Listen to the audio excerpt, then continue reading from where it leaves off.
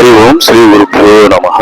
ఈ 25/5/2024 శనివారం సాయంత్రం సమయమునందు మంగళగిరి శాఖ 180వ యోగ శిక్షణ శిబిరాన్ని ముగింపు ఆనంద మహోత్సవాన్ని నిర్వహించడం జరిగింది. ఈ శిబిరాన్ని శ్రీ యథాశక్తి యోగి గురూజీ నిర్వహించారు.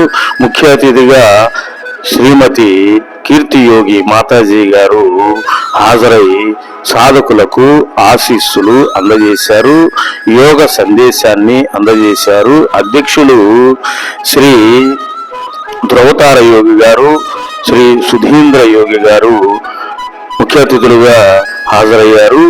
ఈ శిబిరాన్ని నిర్వహించడంలో సహకరించిన శ్రీ లోకనాథ యోగి గారికి, శ్రీ బాలభాస్కర యోగి గారికి సన్మానం చేయటం జరిగినది.